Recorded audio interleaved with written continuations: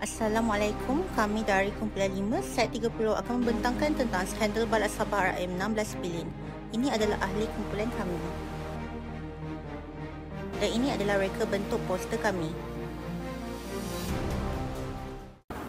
Untuk bahagian pengenalan, saya akan terangkan secara ringkas mengenai skandal pembalakan Sabah yang dianggarkan bernilai 16 bilion ringgit. Skandal ini bukan isu baru sebab ia telah berlaku sejak tahun 1990-an lagi. Jadi ia melibatkan beberapa masalah utama seperti rasuah, salah guna kuasa serta pemberian lesen pembalakan yang tidak telus yang akhirnya membuka ruang kepada aktiviti pembalakan haram secara besar-besaran. Jadi kes ini semakin mendapat perhatian apabila ia mula disiasat oleh SPRM sejak tahun 2017 dan sehingga kini penyiasatannya masih berjalan. Jadi secara keseluruhannya, skandal ini menunjukkan bagaimana kelemahan pengurusan hutan dan juga ketirisan kuasa membawa kepada kerugian besar kepada negeri dan juga alam sekitar. Skandal balak Sabah bernilai RM16 bilion berlaku akibat gabungan beberapa faktor utama.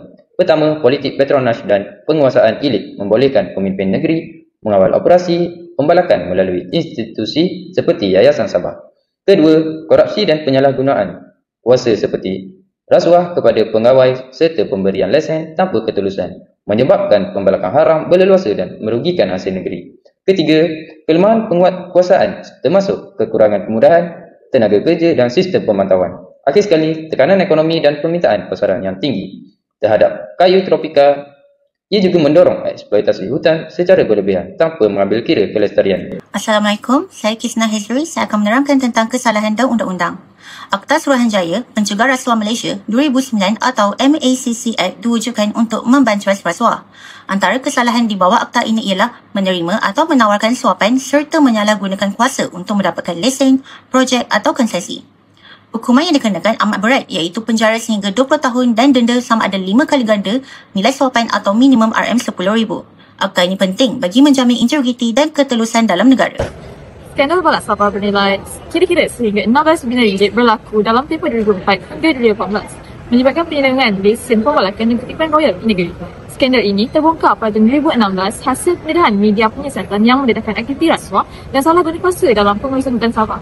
Dalam skandal ini, dana hasil pembalakan didakwa dipindahkan ke luar negara melalui akaun orang tengah bagi menyembunyikan sumber kewangan sebenar. Pendedahan ini telah membawa kepada siasatan oleh agensi penguatkuasaan berkaitan termasuk Suruhanjaya Pencegahan Rasuah Malaysia.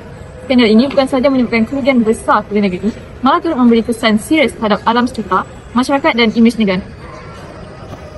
Skandal balak Sabah telah berlangsung selama beberapa dekad. Pada tahun 1980 hingga 1990-an, industri pembalakan ini telah berkembang dengan pesat. Namun, menjelang tahun 2010 hingga 2019, media telah mula mendedahkan isu ketirisan dan juga isu rasuah dalam sektor ini.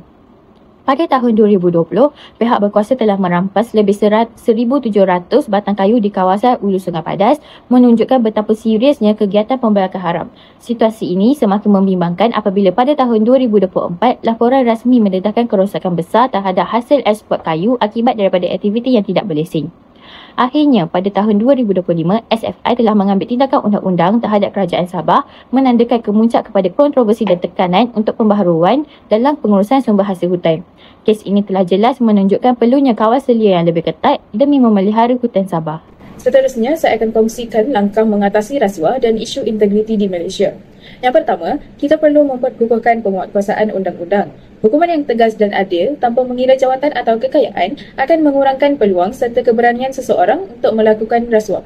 Ini juga membantu untuk memulihkan keyakinan rakyat terhadap sistem perundangan negara.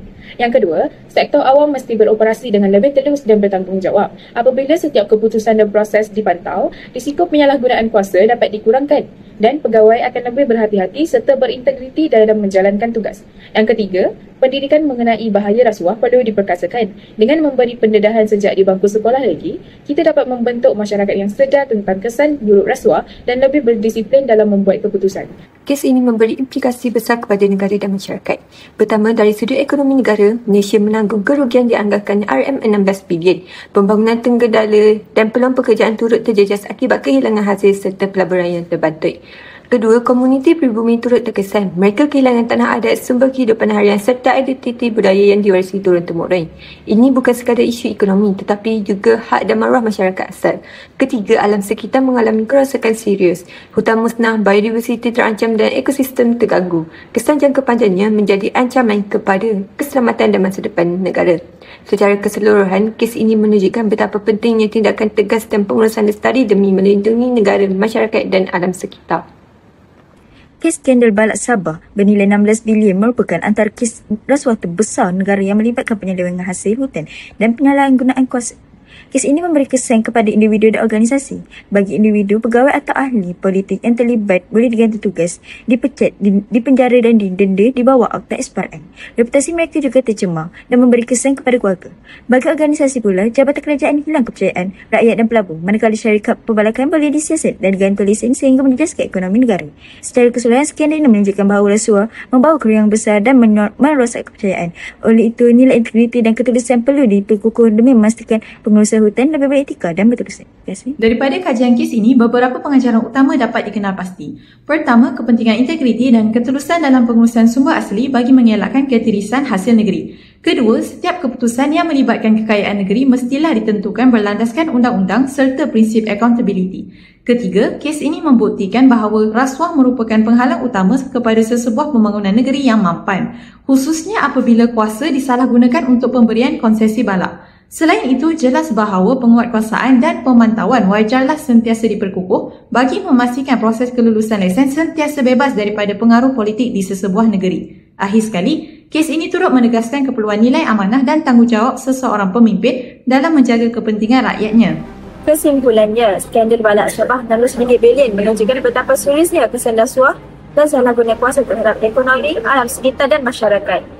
Ketirisan hasil hutan, kerosakan ekosistem serta nasib komuniti pribumi terjejas akibat kelemahan penguatkuasaan dan integriti pemimpin. Kes ini mengingatkan kita bahawa tadbir urusan telus, tegas dan berintegriti sangat penting untuk melindungi kepentingan negara dan rakyat.